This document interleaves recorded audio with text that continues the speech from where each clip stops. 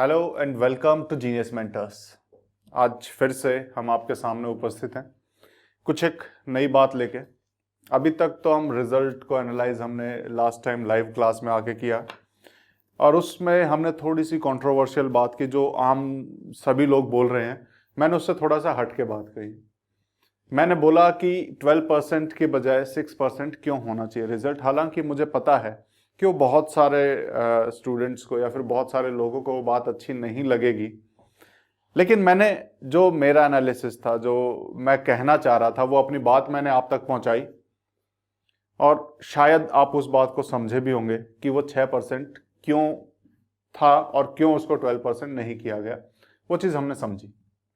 आज हम उसी बात पे थोड़ा सा आगे चलेंगे और लेकिन आज हम उनकी बात करेंगे जो क्वालिफाई नहीं कर पाए, जो कहीं ना कहीं उस दर्द से गुजर रहे हैं कि उन्होंने पूरा 1 साल मेहनत की, 1 साल तक लगे रहे और उसके बाद क्वालिफाई नहीं कर पाए। तो उनको कहीं ना कहीं इस बात का दर्द जरूर रहा होगा कि 12% हो जाता तो शायद वो क्लियर कर जाते। लेकिन उसी चीज को हम समझते हैं कि 12% हो जाने से और 12% क्राइटेरिया में आके क्लियर हो जाने से कंपटीशन लेवल कितना गिर जाता, वो हमें समझना चाहिए कि कहीं ना कहीं एक नेट की एक गरिमा है। नेट को अगर हम देखें, यूजीसी नेट का जब एग्जाम देखते हैं तो उस एग्जाम की एक गरिमा है, उसका एक लेवल है। हमें उस लेवल को बनाए रखना है और उस लेवल को बनाए रखने के लिए जरूरी है कि कंपटीशन लेवल हम बनाए रखें। वो 6% लेवल उसी लिए जरूरी भी था। आज हम आप सबकी और उन सब की बात करेंगे जो कहीं ना कहीं नहीं क्वालिफाई कर पाए इस बार यूजीसी नेट को। वो कहीं ना कहीं अंदर से दुखी जरूर हैं और हम उस दुख को अच्छे से समझ सकते हैं। अब सवाल यह है कि आगे क्या करना है, अब क्या करें। हमारा 1 साल खराब हो गया, अब क्या करें। देखो, 1 साल कहने को बहुत बड़ा टाइम होता है, लेकिन सीधी सी बात है कि फेलियर्स ही सक्सेस की तरफ लेके जाती है। बहुत कम ऐसे लोग होते हैं जो फर्स्ट टाइम में क्लियर कर पाए, बहुत कम। ऐसा नहीं है कि मतलब आपके 90% फर्स्ट टाइम वाले मिलेंगे, नहीं, बहुत कम होते हैं जो फर्स्ट टाइम में क्लियर कर पाएंगे। हर कोई तो नहीं कर पाएगा क्योंकि सीट सिर्फ 6% है। 100 में से अगर 100 की वैल्यू लें तो सिर्फ 6 ही लोग हैं जो क्लियर कर रहे हैं, बाकी 94 भी तो हैं। तो 94 की बात हम आज करेंगे कि अभी इसमें फेलियर हुआ तो अब हमें करना क्या है। क्या हमें इसकी तैयारी छोड़ देनी है या हमें लगे रहना है, उसी की हम बात करेंगे। तो समझते हैं, एक छोटी सी चीज हम समझेंगे कि फेलियर को एक्सेप्ट करना बहुत जरूरी है। सबसे जरूरी हो जाता है फेलियर को एक्सेप्ट करना। अगर हम फेलियर को एक्सेप्ट ना करें तो कहीं ना कहीं हमारे ऊपर बोझ बन जाता है फेलियर। अगर हम उसे एक्सेप्ट नहीं कर रहे तो हमारे सिर के ऊपर हमेशा यही रहेगा। दो तरीके हैं, देखो इसको समझते हैं कि एक फेलियर अगर हम देखें, जैसे मैं किसी एग्जाम में, ऐसा नहीं है कि बहुत सारे एग्जाम में मैं भी फेल हुआ हूं, लेकिन उसको एक पॉजिटिव तरीके से कैसे लिया जाए वो हमें सीखना है, वो हमें देखना है। क्योंकि ऐसा नहीं है कि यहां पे हमारी लाइफ खत्म हो जाती है अगर हम इसमें फेल हो जाते हैं। तो लाइफ बहुत बड़ी है और ऐसे फेलियर्स एक्सेप्ट करना सीखना पड़ेगा अगर हमें इस लाइफ में आगे बढ़ते रहना है तो। अदरवाइज कितने फेलियर्स को ऐसे सिर पे उठाए घूमोगे, कितना निराश घूमोगे। इन फेलियर्स को कैसे अपनी सक्सेस की सीढ़ी बनाना है ये हमें सीखना पड़ेगा। कैसे ये फेलियर्स हमारे सक्सेस की तरफ लेके जा रहे हैं, एक एक फेलियर को हम अपनी सीढ़ी बनाते चले जाएं, कैसे बनाएं उसे, ये हमें सीखना पड़ेगा। और इसको नहीं सीखेंगे तो कहीं ना कहीं पूरी लाइफ हमें परेशान करने वाला है। क्योंकि ऐसा नहीं है कि ये वन टाइम है, ऐसे फेलियर्स, बहुत सारे सेटबैक्स, क्योंकि लाइफ बहुत बड़ी है, बहुत सारे सेटबैक्स लाइफ में सबको लगते हैं, उनको एक्सेप्ट करना सीखना है। और सही मायने में सक्सेस वही है कि जो इनको एक्सेप्ट कर पाए। एक्सेप्ट कैसे करें उसे, कैसे अपनाएं फेलियर को, उस चीज को हमें देखना है कि सबसे पहली चीज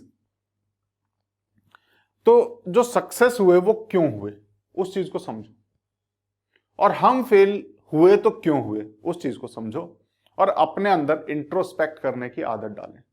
सबसे पहली चीज, अगर आपको फेलियर को एक्सेप्ट करना है तो सबसे पहली चीज जो होनी चाहिए कि आपको अपने अंदर झांकने की आदत डालनी पड़ेगी। अपने अंदर झांकने की आदत डालनी पड़ेगी, अंदर से खुद को खोजना पड़ेगा कि मैं फेल क्यों हुआ। हालांकि जो भी एग्जाम से बाहर आता है उसे हमेशा पता होता है कि उसकी कमी कहां रह गई है। जो भी एग्जाम दे के आया है, जिसने भी थोड़ी बहुत तैयारी की है और तैयारी करके अगर कोई एग्जाम दे के आया है, तो एग्जाम दे के आते ही उसके दिमाग में हमेशा उसे पता होता है कि वो कहां पे लैग कर रहा है, किस एरिया में उसकी तैयारी कम रह गई है। लेकिन रिजल्ट आने के बाद हम क्या करते हैं? रिजल्ट आने के बाद हम अपने उस एरिया को भूल जाते हैं जहां हम लैग कर रहे थे। कहीं ना कहीं बहाने ढूंढने लगते हैं, हम अपने आप को बहाने देने लगते हैं कि मैं सिर्फ इसलिए फेल हुआ क्योंकि 6% था, 12% हो जाता तो हम पास हो जाता। लेकिन ये 6% आज नहीं है, तो हम चला आ रहा है और आगे भी शायद चलता रहे 6%। तो हम कब तक खुद को ये बहाने देते रहेंगे? हम अपने एटीट्यूड को क्यों नहीं चेंज करते? हमें सबसे जरूरी है अपना एटीट्यूड चेंज करना। किन फेलियर्स की तरफ हमें अपना एटीट्यूड चेंज करना, हमें अपने आप को इंट्रोस्पेक्ट करने की आदत डालनी है, हमें अपने अंदर खोजने की, अपने अंदर झांकने की आदत डालनी पड़ेगी। उसी से हम समझ पाएंगे कि हम फेल क्यों हुए, और उस क्यों का आंसर जब हमें मिल जाएगा, हमें इस तरीके से फेलियर्स को यूज करने से कोई नहीं रोक सकता। इन फेलियर्स की सीढ़ी चढ़ के ही आदमी सक्सेस की तरफ जाता है। इन फेलियर्स की सीढ़ी चढ़ के ही सक्सेस की तरफ पहुंचा जाता है। पुराने एग्जाम में हमने क्या किया, आगे के लिए क्या करना है। अगर आपके पास रोड मैप तैयार नहीं है तो ये वाली कंडीशन होने वाली है। लेकिन अगर आपके पास रोड मैप तैयार है कि चलो ठीक है, इसमें मैं फेल हो गया, लेकिन आगे मुझे सक्सेस होना है, और सक्सेस होने के लिए मुझे वो फॉलो करना है जो सब फॉलो करते हैं। अपने आप को झांकना है। सबकी बोलते हैं कैसे पढ़ें कैसे नहीं पढ़ें, सबकी अपनी स्ट्रेटेजीज होती हैं। सबकी अपनी स्ट्रेटेजी है कि कैसे पढ़े कैसे नहीं पढ़े। ना मैं ये बताऊंगा कि आप कौन सी स्ट्रेटेजी अपनाएं, ना खुद आप किसी से सीखें। बस कुछ एक लोगों की स्ट्रेटेजीज देखें कि उन्होंने किया क्या, ऐसा क्या अलग किया जो आपने नहीं किया। आपको सिर्फ यह देखना है कि उसने क्या अलग किया जो हमने नहीं किया, और उसमें से जो भी अच्छा लगे आप उसे एक्सेप्ट कर सकते हैं। आप उसे एक्सेप्ट कर सकते हैं कि हाँ ये चीज अच्छी है, इसे मुझे अपनाना है, ये चीज मुझे अपनानी है ताकि ये मुझे सक्सेस की तरफ लेके जाए। थोड़ा थोड़ा इंप्रूवमेंट खुद में करते रहें, थोड़ा थोड़ा, ज्यादा नहीं, थोड़ा थोड़ा इंप्रूवमेंट अगर हम खुद में करें तो सक्सेस से कोई नहीं रोक सकता। यहां पर कमी सिर्फ इसी चीज की रहती है, एक पर्सन जो हमेशा फेल होता आ रहा है और एक पर्सन जो फेलियर्स के बाद सक्सेस की तरफ बढ़ रहा है, दोनों में सिर्फ यही फर्क है। एक पहचान जाता है कि वो फेल क्यों हुआ है, और दूसरा पहचानने से खुद को इंकार करता है कि मुझे नहीं जानना मैं क्यों फेल हुआ, कोई फर्क नहीं पड़ता, अगली बार भी फेल हो गया तो। हमें बनना है पहले वाला। अगर हम फेल हुए हैं तो हमें पता होना चाहिए कि क्यों हुए हैं, और वही क्यों, वही वाई कि हम क्यों फेल हुए, जिसको इसका आंसर पता है वही सक्सेस की तरफ जाएगा, वही सक्सेस की तरफ जाएगा। सबसे मेन और सबसे इंपॉर्टेंट यही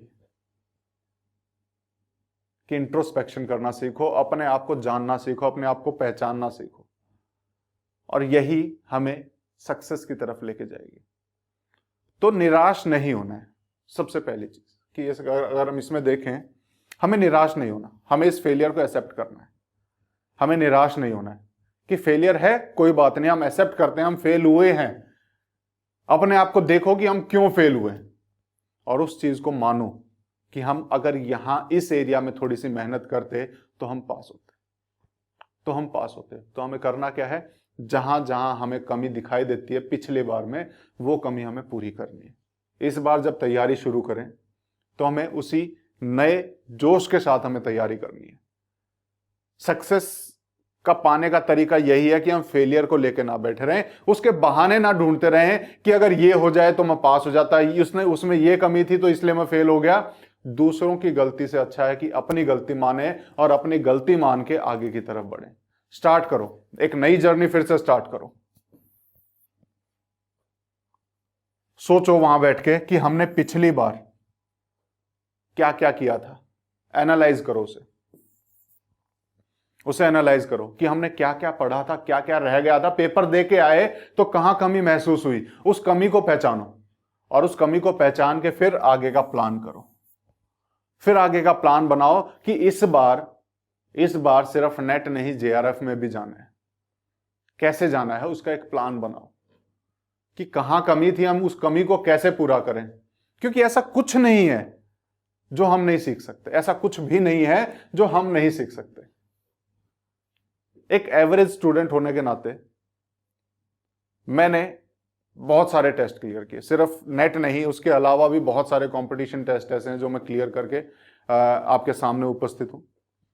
एसएससी सीजीएल, असिस्टेंट प्रोफेसर के एग्जाम, अलग अलग यूनिवर्सिटीज के अलग अलग एग्जाम, देन उसके बाद स्टेट सिविल सर्विसेज के एग्जाम, बहुत सारे ऐसे एग्जाम हैं। एक एवरेज स्टूडेंट होने के नाते मैं वो क्यों कर पाया? ऐसा नहीं है कि मैंने फेलियर्स नहीं देखे, लेकिन मैं उन फेलियर से हार नहीं माना। और ये सब मेरे पास ऑलरेडी एक सर्विस में रहते हुए, कम टाइम रहते हुए मैंने ये किया। क्यों? क्योंकि मुझे पता था कि फेलियर्स को एक्सेप्ट कैसे करते हैं, फेलियर को एक्सेप्ट कैसे करते हैं, फेलियर्स को अपनाते कैसे, उनसे सीखते कैसे हैं, वो मैंने जाना। सबसे पहली चीज मैंने वो सीखी। अगर मैं हार मान के बैठ जाता तो शायद मैं कुछ नहीं कर पाता। और यही चीज आपको सीखनी है, हार नहीं मानना। कंसिस्टेंसी बनी रहनी चाहिए, अपने अंदर झांकने की आदत बनी रहनी चाहिए। अपनी कमी को पहचानना सीखो कि क्या कमी है, कहां कमी है और कैसे उसको दूर किया जाए। अगर आपको कहीं कमी लगती है कोई दिक्कत नहीं, अगर आपको नहीं सॉल्यूशन मिल रहा है, लोग सॉल्यूशन देने के लिए तैयार बैठे हैं, आप पूछ सकते हैं किसी से भी। यूट्यूब पे इतनी वीडियोस पड़ी हैं, लोगों की स्ट्रेटेजीज हैं। मैं नहीं कहता कि मेरी स्ट्रेटेजी क्या थी वो देखो, कोई भी स्ट्रेटेजी आप देखो, उसमें से जो पॉजिटिव आपको लगे, जो आपको लगता है कि आप वो कर सकते हैं, वो उठा लीजिए। प्लान कीजिए, आगे के लिए प्लान कीजिए, प्लानिंग जरूरी है। फिर ट्राई पे जाओ, फिर ट्राई करो। नहीं होता कोई बात नहीं, फिर उसे करो। नहीं होता फिर करो। नहीं होता लगे रहो। जरूरी है लगे रहना, जरूरी है कंसिस्टेंसी। कंसिस्टेंसी जरूरी है, लगे रहना जरूरी है, लगातार उसी काम को करते रहना जरूरी है। हार मान के नहीं बैठना। जो रुक गया वो नहीं आगे बढ़ पाएगा। इसीलिए हमें बचपन में एक स्टोरी सुनाई जाती है। सिर्फ यही कारण है जिसके लिए हमें स्टोरी सुनाई जाती है। उस स्टोरी का एक्चुअल मीनिंग ही है। कौन सी स्टोरी? आपने भी सुनी होगी, कछुआ और खरगोश, टॉर्टोइज रैबिट की जो स्टोरी हमें सुनाई जाती है, उसका सिर्फ यही कारण है। एक जो रैबिट, खरगोश जिसे हम कहते हैं, वो रुक गया, और जो रुक गया वो फेल हुआ।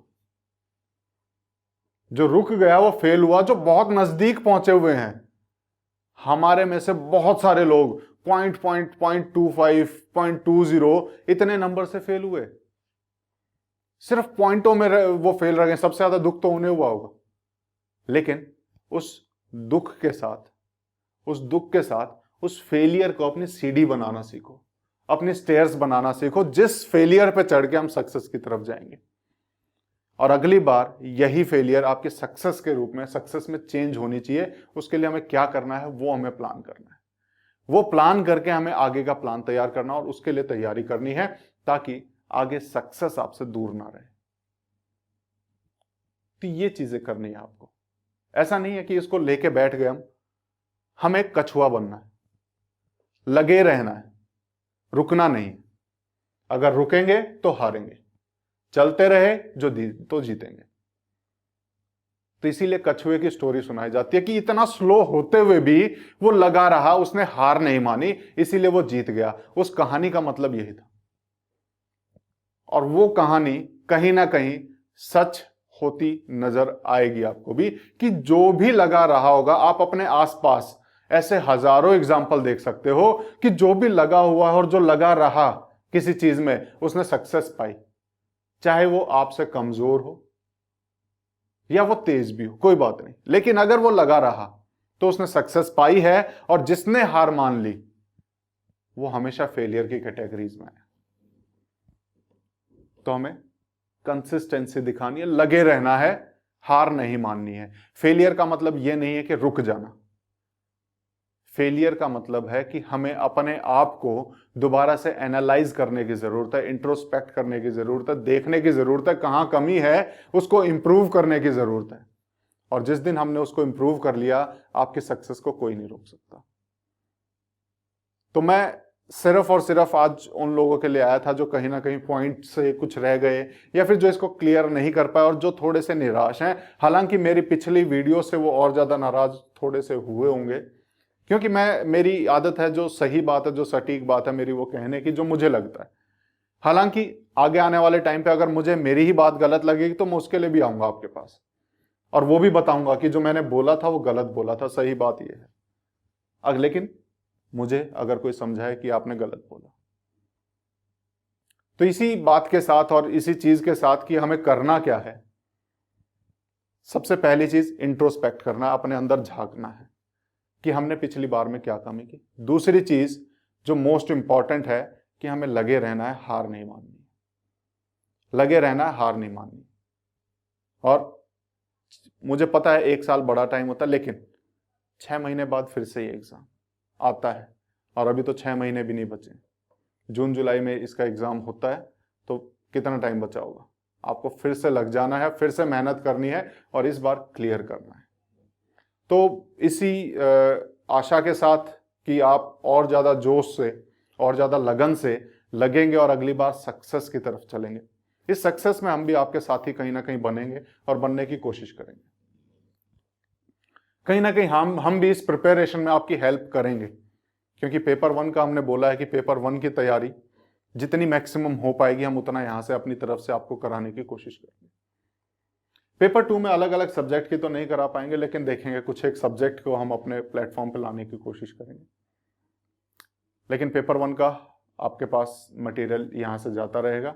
आपकी इस सक्सेस स्टोरी में हम भी कहीं ना कहीं आपके साथी बनने वाले हैं। तो आपको बस एक ही काम करना है, लगे रहना है, हार नहीं माननी है। तो बस इसी मैसेज के साथ हम आज का ये वीडियो बंद करेंगे, और शायद मेरा मैसेज आप लोगों तक जो मैं पहुंचाना चाह रहा हूं वो पहुंच गया होगा। इसी के साथ आज का वीडियो हम खत्म करते हैं। Thank you, take care, all the best, और यही कहना है कि लगे रहो, छोड़ना नहीं। Thank you, bye bye.